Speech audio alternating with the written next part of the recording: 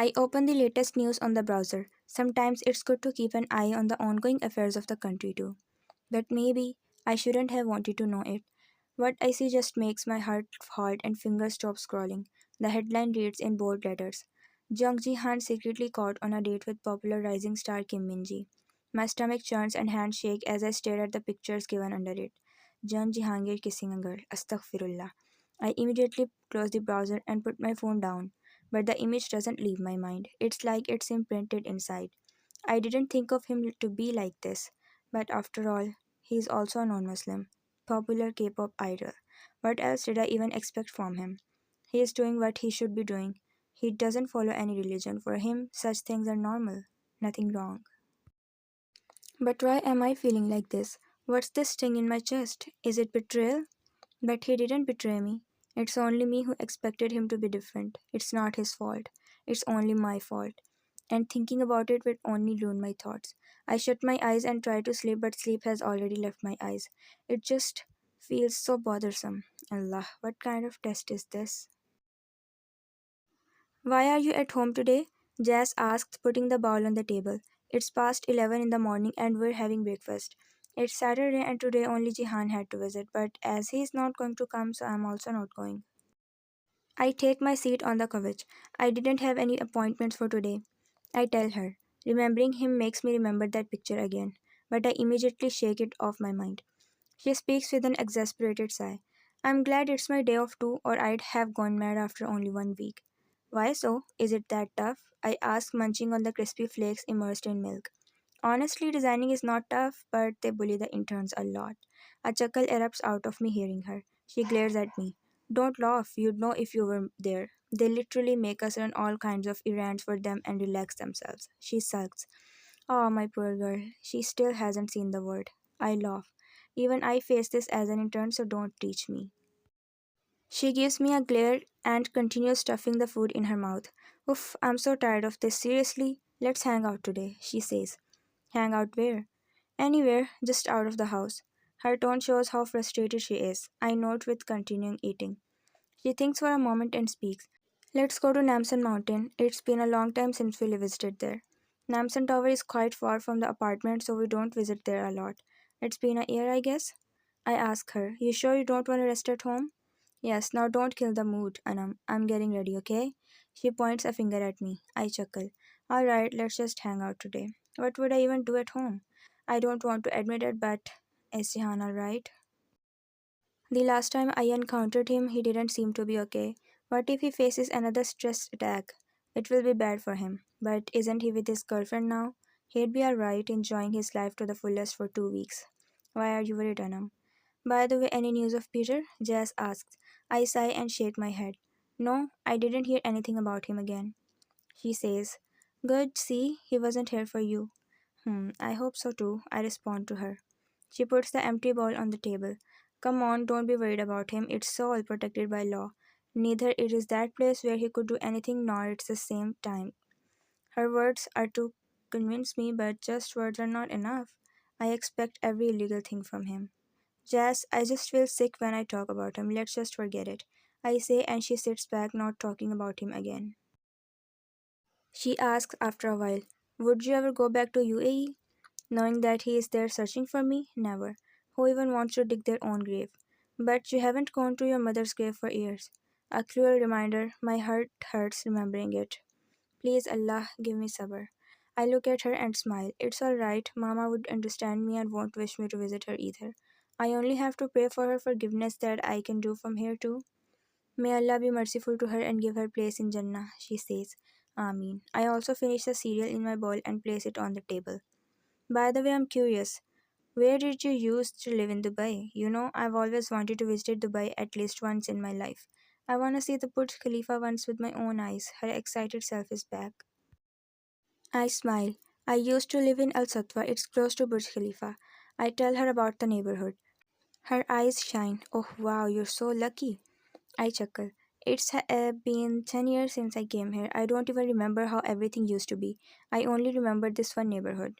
I was only 15 when I ran away from home. I've lived in Korea for 10 years now. Life has changed a lot. Still, you can actually flex that you were born in the UAE, she says. You know, in Pakistan, whoever goes to Dubai is considered very rich even if he goes there only for the catering service.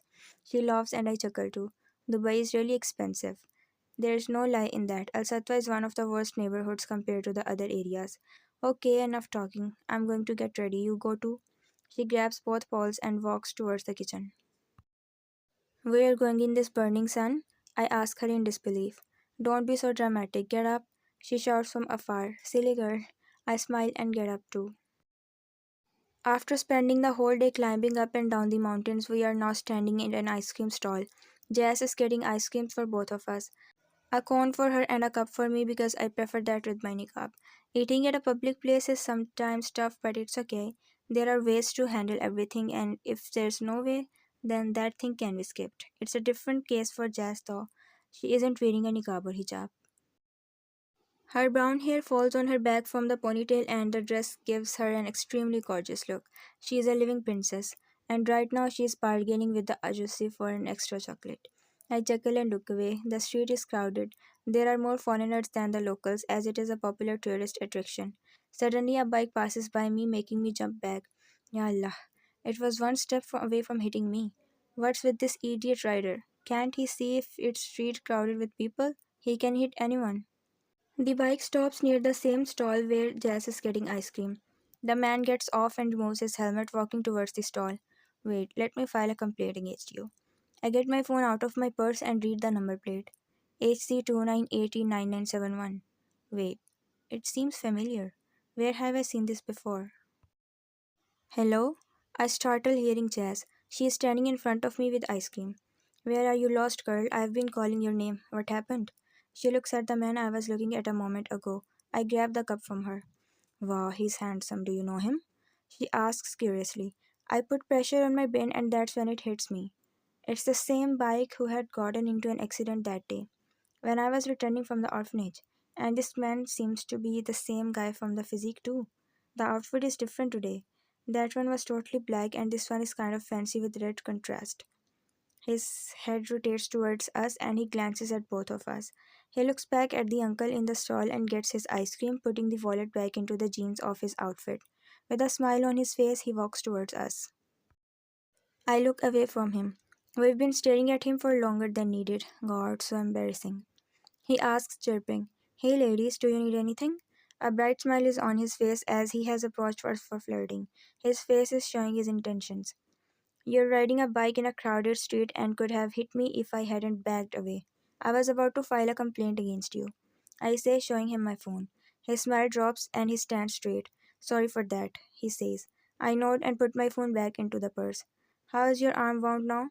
I ask in a low tone this time. He seems confused. What wound? Don't tell me he doesn't even remember he had gotten into a terrible accident on an empty street. You had gotten into an accident? I say more like a question. When? Okay, so he gets into accidents a lot, so I have to remind him which one I'm talking about. I should have already expected that from the way I've seen him riding twice.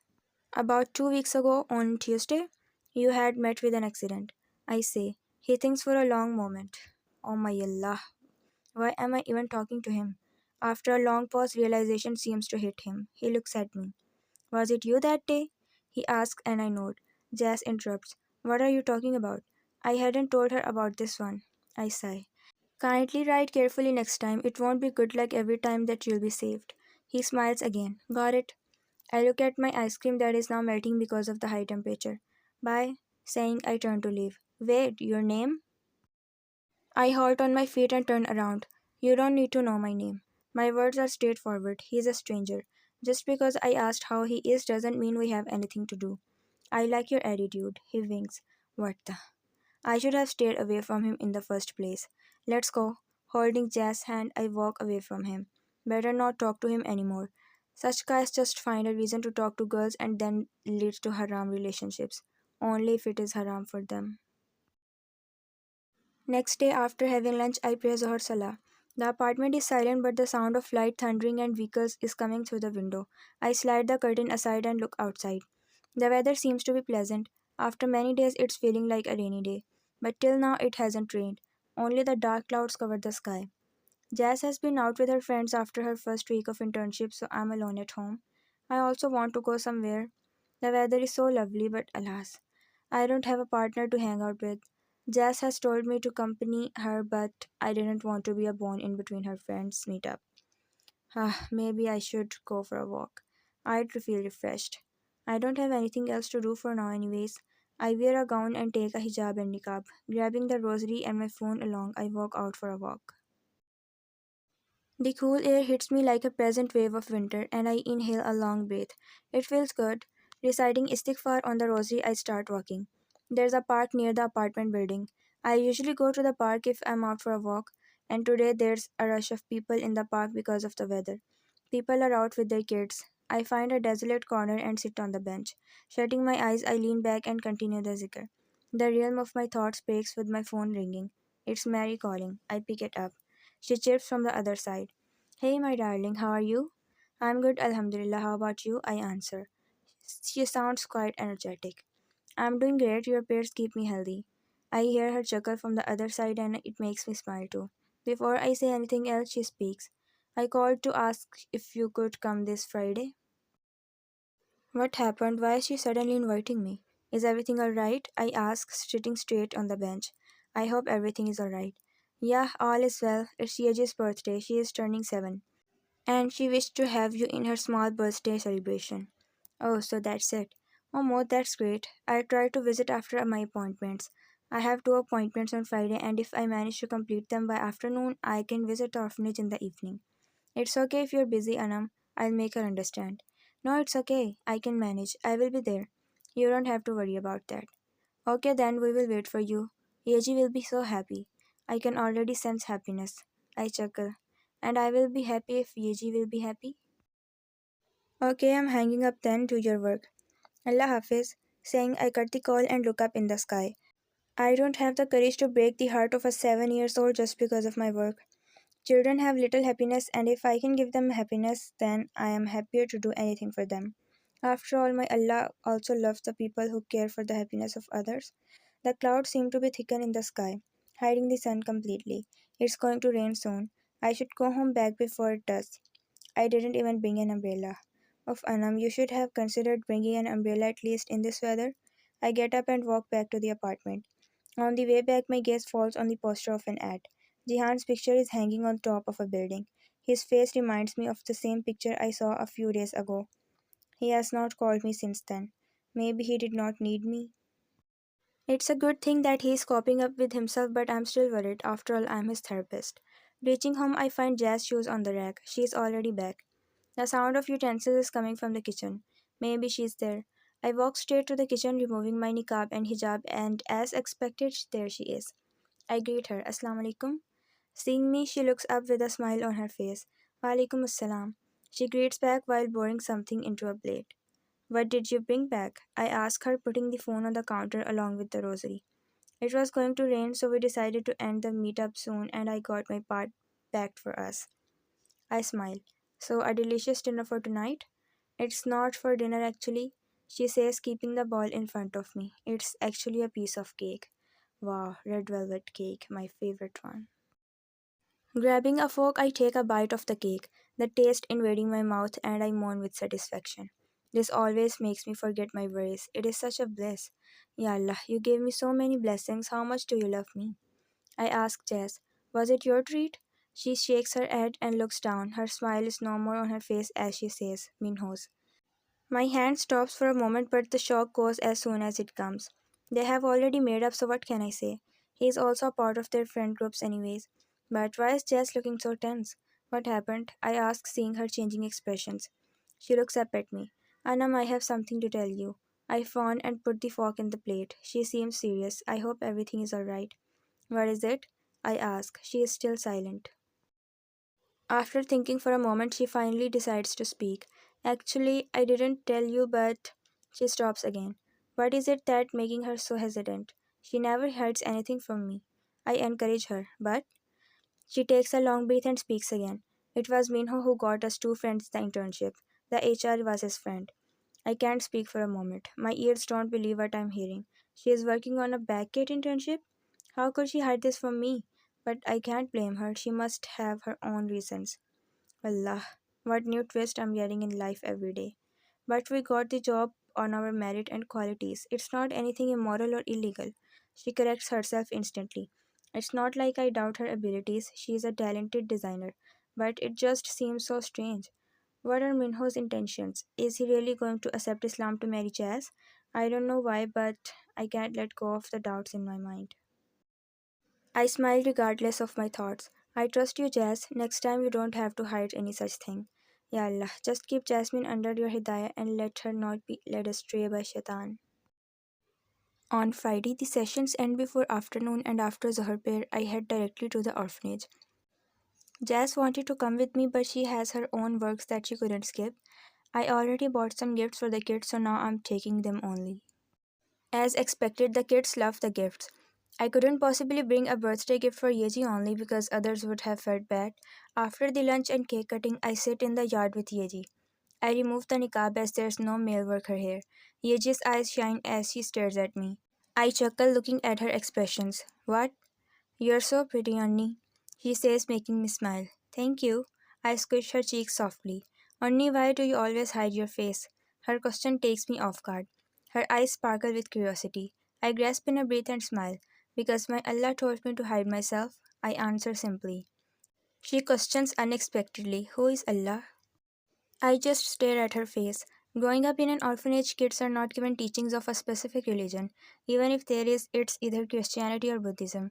Islam doesn't come anywhere in the list. I look towards the flower grown in the yard. Beautiful, colorful tulips. Allah is the creator of this world. He who gives everyone life and death.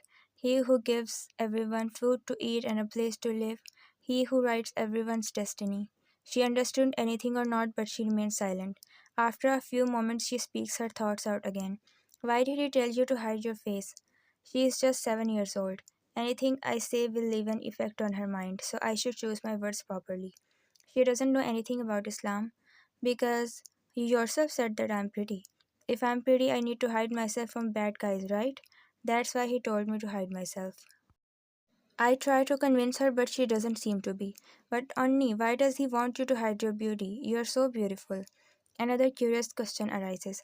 I cover myself because I don't want anyone to take advantage of me. You know, bad guys see girls with bad intentions. They don't deserve to see us in the open. That's why we're supposed to hide. I try to explain in more clear words. She again goes silent for a few moments before speaking. Then, should I also hide myself? She asks innocently. Oh, I wanna squeeze her cheeks. I hold her face softly in my hands and caress her cheeks. No, you're safe here. No bad guy will harm you. You will decide for yourself when you grow up. I say, ending the conversation. Yeji is a child in the stage of grooming. Her mind would capture anything that fascinates her. I need to be more precise with my words. After talking for a few more minutes, we walk back inside. It's Asr time. I perform the ablutions and offer us a prayer. I'll have to hurry to take the bus that leaves from here towards the city. Bidding goodbye to everyone, I come out into the street when my eyes fall on something familiar. Wait, isn't that the same bike? The bike which I've been saved from an accident from twice. Why is it here? It means that guy is also here? I look around, but there's no one in the street. It's empty. The biker is in front of the orphanage, so he must be in another area of the place. Now, as I remember it, for the first time, also, he was going to hit me in these streets only. What a coincidence again. I don't have time to wait for him, or I'd miss the bus. Glancing towards the orphanage one last time, I walk towards the bus stop. At night, Jasmine prepared dinner, and after eating, we are now sitting on the couch of the living room. The small TV is on, where Jazz is scrolling while I don't know what I'm doing. I'm just sitting and watching whatever she is watching. My phone dings with text. I grab it from the table and check it up. There's a notification from Instagram. JH has texted me. Wow, he hasn't replied after that conversation last time. Now his new texts are here. There's another text on WhatsApp from Jihan. I open WhatsApp and see his message. I will come for the session tomorrow. Didn't he say he was going for 2 weeks? He is already back. I react with a thumbs up to his text and open Instagram. Hi, sorry for leaving that day without saying anything. I had some work to do and today I got the time to text again. How are you, Dr. Anam? I read all the text. He is talking so informally, unlike from that day. Is he even serious about this therapy? His behavior doesn't seem like a person who wants therapy. He's suspicious. But I shouldn't deduce any conclusions by myself. Maybe he's not like what I'm thinking. I type a message back. I am fine. How are you feeling today? He sees the message immediately and replies, I am feeling great now that I've talked to you again. This sounds weird, not gonna lie. Without answering this, I move to the topic of conversation. That's good. So, how about the issue we talked about last time? About my girl? I'm still trying to find her. My eyebrows scratch at his text. What's this supposed to mean? He said she left him long ago, and now I type the next text. What do you mean? Didn't you say she left like years ago? Yes, instant reply comes. And you're still searching for her? Of course, she is mine and she has to come back to me. I stare at the text for a few moments. My brain stops working. That's so messed up. You need to understand that's not how it works. You think if you do something like this, she'd love you? Why wouldn't she? I have money, I have looks, I can give her everything she wants. Astaghfirullah, what kind of thinking is this? But do you realize that you're being toxic? Asking for what was mine doesn't make me toxic. She is not a thing. That's not okay. It's messed up. How do I make him understand? It's not the right way, no matter what ethnicity, religion, or traditions they have. Please think over this. How would you feel if someone else thinks the same about any of your family members? He sees the text but doesn't reply. My heart thirsts inside my chest. Ya Allah, please don't let anything bad happen to that girl. Don't worry about that. Have a good night. He texts and then the activity status goes off. Oh my Allah, what is happening here? Even though I don't have any relationship with that girl, I'm feeling extremely anxious for her. I hope she is not in any danger. I clutch the phone tightly. She isn't related to me. He didn't find her. I pray that he doesn't find her either. Her life will be ruined. Anam, I flinch at Jazz's voice. She is looking at me worriedly. Huh? I find my voice. My hands are shaking. I gulp and try to normalize my heartbeat. You need to see the news, she says and looks at the TV. What news? I turn my gaze to the TV. A headline is going on. I read the text written in the bar with a heavy heart. No, this can't be happening. This has to be a dream or a lie. It can't be true. Horizon Capitalism announces the partnership with the CEO of By Dubai, Peter Henderson.